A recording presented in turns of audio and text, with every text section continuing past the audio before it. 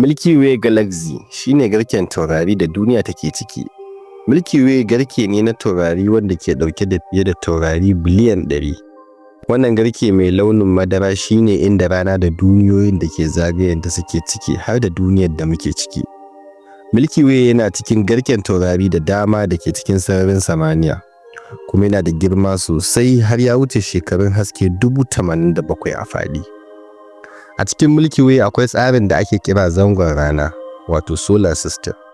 Wannan tsarin ya ƙunshi tauraruwa guda ɗaya wacce ake kira rana, wato sun, wacce ke zagaye da duniyoyi guda 8, waɗanda su ne Mercury, Venus, Earth, wato wannan duniyar da muke ciki, sai Mars, sai Jupiter, sai Saturn, sai Uranus, sai Neptune. Baya ga su akwai ƙananan duniyoyi da ake kira dwarf planets, kamar su Pluto, Ceres, Make-Make da Eris da sauransu.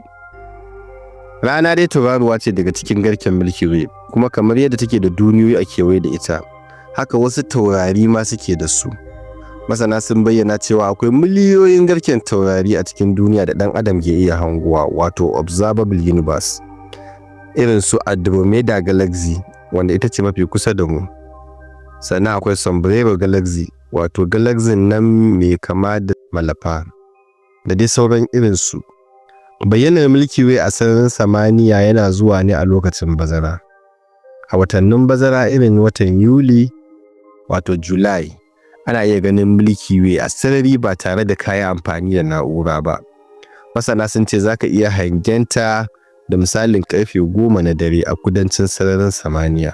Ana kiyasta faɗin Milky Way da shekarun haske 87,000, inda shekara guda ta haske ke nufin tafiyar kimanin kilomita tiriliyan 9.